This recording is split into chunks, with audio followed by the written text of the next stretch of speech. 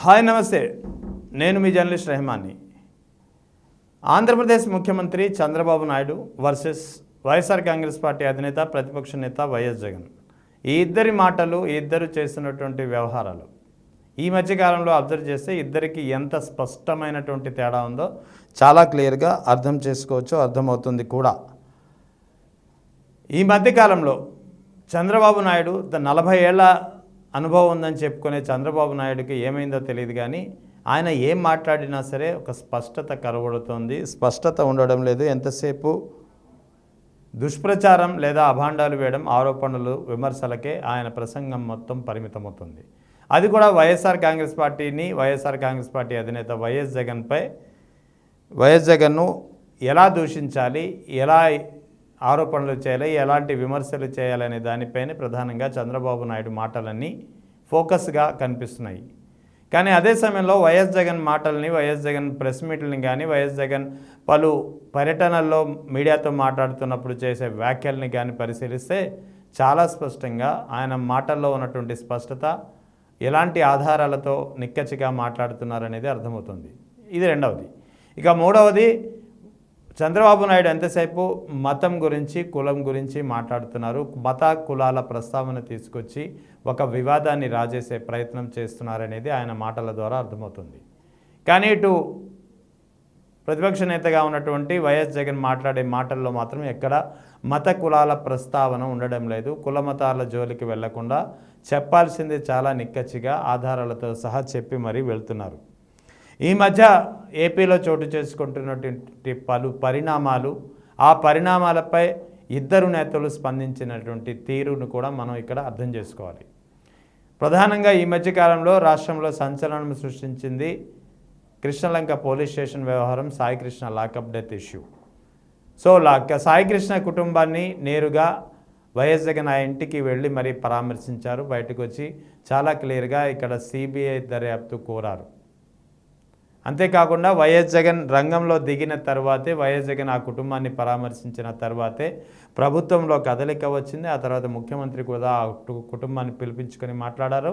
అంతేకాకుండా ఈ మొత్తం ఘటనకు బాధ్యుడిగా భావిస్తున్నటువంటి సిఐ నాగరాజుపై కేసులు కట్టడం, ఆ తర్వాత 4-5 రోజులకి అతన్ని అరెస్టు చేయడం మనకి కనిపించింది. సో ఈ అన్ని వివరాలు చూస్తుంటే వైఎస్ జగన్ రంగంలో దిగిన తర్వాతే ఒక కదలిక ప్రభుత్వంలో కనిపిస్తోంది. ప్రభుత్వ చర్యలు తీసుకుంటున్నటువంటి పరిస్థితి కనిపిస్తుంది. ఇది ఒక్క సాయికృష్ణ లాకప్ డెత్ వ్యవహారంలోనే కాదు, ఇటీవల చోటు చేసుకున్నటువంటి రైతుల సమస్యలపై కూడా ఇదే పరిస్థితి. డిఎస్సి బాధితుల విషయంలో జరిగినప్పుడు కూడా ఇదే పరిస్థితి కనిపించింది. మామిడి రైతుల విషయంలో కూడా ఇదే పరిస్థితి కనిపించింది. మొక్కజొన్న రైతుల విషయంలో కూడా ఇదే కనిపించింది. ఆక్వా రైతుల్ని జగన్ని కలిసినప్పుడు కూడా ఇదే కనిపించింది.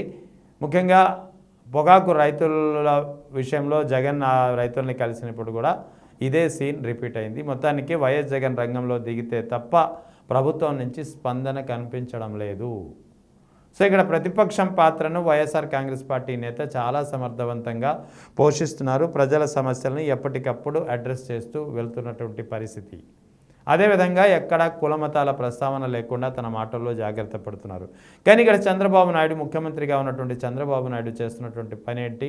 ఆయన మాటలు కనుక మనం పరిశీలిస్తే, సాయికృష్ణ లాకప్ డెత్ వ్యవహారాన్ని కనుక తీసుకుంటే, సాయికృష్ణ లాకప్ డెత్ తర్వాత సిఐ నాగరాజుని అరెస్ట్ చేసిన తర్వాత చంద్రబాబు నాయుడు మాట్లాడినటువంటి మాటలను కనుక పరిశీలిస్తే, సాయికృష్ణది, సిఐ నాగరాజు ఇద్దరిది ఒకే కులం కదా అని మాట్లాడడం ద్వారా ఆయన ఏం చెప్పదలుచుకున్నారనేది ఆయనకే తెలియాల్సి ఉంది. అంతేకాకుండా మావిగన్ వర్సెస్ అమరావతి అని ఎప్పుడైతే వైఎస్ జగన్ ఒక ఛాలెంజ్ విసిరారో, ఆ ఛాలెంజ్ విసిరినటువంటి ఆ ట్రాప్లో కూడా టీడీపీ పడిపోయిందా అనిపిస్తుంది. ఎందుకంటే చంద్రబాబు నాయుడు ఆ తర్వాత చేసినటువంటి వ్యాఖ్యలో అమరావతిలో పరిధిలో మావిగన్ ఉంది కదా అని చెప్పి లేని అంశాన్ని ఆయన చూపించే ప్రయత్నం చేస్తున్నారు.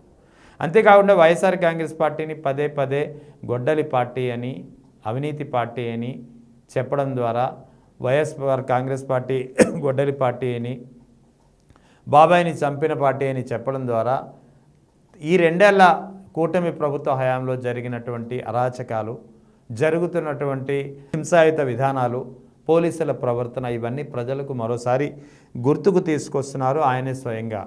ఇటీవల కుప్పంలో జరిగినటువంటి ఒక చంద్రబాబు నాయుడు పర్యటనలో కూడా ఒక అధికారిపై తన ఫ్రస్ట్రేషన్ను ఏ విధంగా చంద్రబాబు నాయుడు బయటపెట్టారో అర్థమవుతోంది. ఏదో ఒక సమస్య గురించి అడిగినప్పుడు ఆ అధికారి నిధుల గురించి మాట్లాడితే దానికి సమాధానం ఇవ్వకుండా దాన్ని పక్కదారి పట్టించే విధంగా మీకు ఒక అవకాశం ఇచ్చాం, ఎలా పని చేయాలో ముందు నేర్చుకోండి అంటూ ఆమెపై ఒక్కసారిగా ఆయన కాస్త ఆగ్రహం వ్యక్తం చేసినటువంటి పరిస్థితి. సో ఓవరాల్గా ఇక్కడ చంద్రబాబు నాయుడు వర్సెస్ వైఎస్ జగన్, ఈ ఇద్దరి మాటల తీరు, ఇటీవల జరుగుతున్నటువంటి పరిణామాలు కనుక పరిశీలిస్తే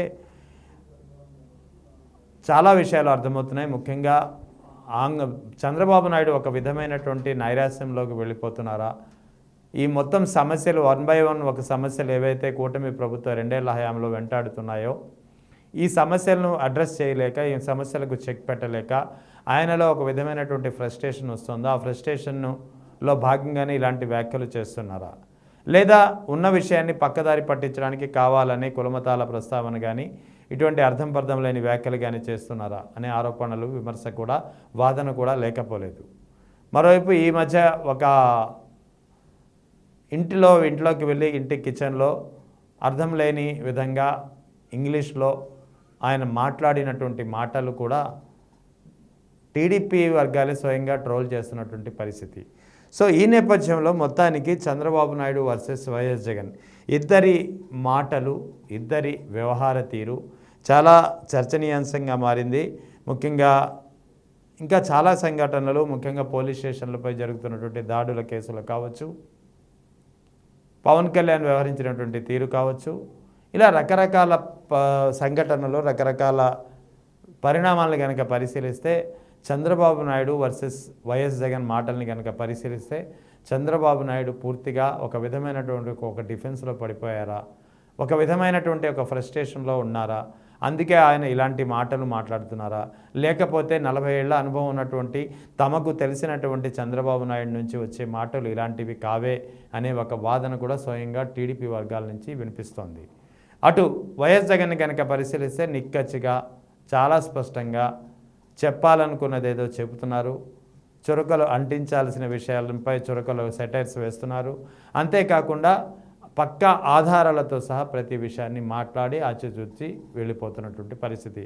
సో ఇక్కడ జగన్ ఏం మాట్లాడినా సరే దానిపై కూటమి ప్రభుత్వం డిఫెన్స్లో పడుతోంది. అంటే కూటమి ప్రభుత్వం ఎలాంటి స్థితిలో ఉంది, 164 మంది ఎమ్మెల్యేలు ఉన్నటువంటి కూటమి ప్రభుత్వం 11 మంది ఎమ్మెల్యేలు ఉన్నటువంటి వైఎస్ఆర్ కాంగ్రెస్ పార్టీ అధినేత వైఎస్ జగన్ ఒక్క మాట చెబితే చాలు డిఫెన్స్లో పడిపోతున్నటువంటి పరిస్థితి.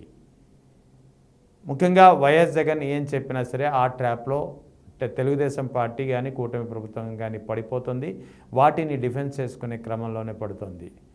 అదే సమయంలో ప్రజలకు, రైతులకు సంబంధించినటువంటి వివిధ సమస్యలపై జగన్ స్వయంగా రంగంలో దిగిన ప్రతిసారి దానిపై ఒక కదలిక, ఒక చర్యలు ప్రభుత్వం వైపు నుంచి కనిపిస్తున్నాయంటే 11 సీట్ల వైఎస్ఆర్ కాంగ్రెస్ పార్టీ పట్ల కూటమి ప్రభుత్వం ఎలా భయపడుతోంది, ఏ విధంగా ఆత్మరక్షణలో పడిపోతుందనేది చాలా స్పష్టంగా అర్థం చేసుకోవచ్చు. ముఖ్యంగా ఇద్దరు నేతల మాటల తీరు, మాటల వ్యవహారం చూస్తే ఎవరు ఎలాంటి పరిస్థితుల్లో ఉన్నారనేది క్లియర్గా చెప్పవచ్చు.